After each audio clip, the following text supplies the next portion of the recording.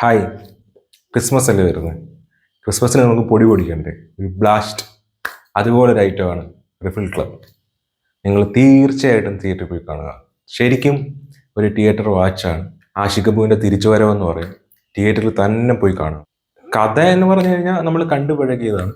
ഞാൻ എന്താണോ സിനിമയിൽ നിന്ന് പ്രതീക്ഷിച്ചത് ആ പ്രതീക്ഷയ്ക്ക് ഒത്ത് സിനിമ വന്നിട്ടുണ്ട്. എനിക്ക് പറയാനുള്ളത് ഇത്രയേ ഉള്ളൂ. ഞാൻ ശരിക്കും റിവ്യൂ അല്ലെങ്കിൽ ഒരു സിനിമയുടെ മൊത്തത്തിലുള്ള നിരൂപണം എന്നുള്ള രീതിയിലല്ല ഞാൻ റിവ്യൂ ചെയ്യുക.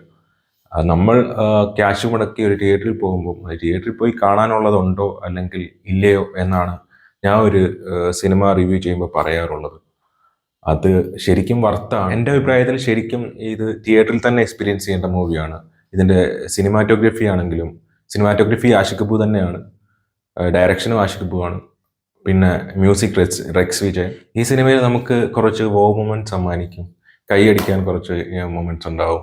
ശരിക്കും ഇന്റർവെല്ലിനൊക്കെ ശരിക്കും നമ്മൾ അറിയാതെ കൈയടിച്ചു പോകും. ഞാൻ കൈയടിച്ചു പോയി. എൻ്റെ ഉണ്ടായിരുന്നവരും തിയേറ്റർ മൊത്തത്തിൽ കൈയടിയായിരുന്നു. പല പല പല മൊമെന്റ്സിലും മൊത്തത്തിൽ ഒരു ആരവം തന്നെയായിരുന്നു തിയേറ്ററിൽ. ഇത് തിയേറ്ററിൽ തന്നെ പോയി കാണുക. തിയേറ്ററിൽ എൻജോയ് ചെയ്യാനുള്ളതുണ്ട്. സൗണ്ട് ആണെങ്കിലും, സൗണ്ട് മിക്സിംഗ് ആണെങ്കിലും, ബാക്ക്ഗ്രൗണ്ട് സ്കോർ ആണെങ്കിലും, സിനിമാറ്റോഗ്രഫി ആണെങ്കിലും എല്ലാം നമുക്ക് സംതൃപ്തി തരുന്ന ഒരു മൂവിയാണ്. തീർച്ചയായിട്ടും നിങ്ങൾ തിയേറ്ററിൽ തന്നെ പോയി കാണുക. തിയേറ്ററിൽ നിന്ന് മിസ്സാക്കരുത്. അപ്പം ഹാപ്പി ക്രിസ്മസ്.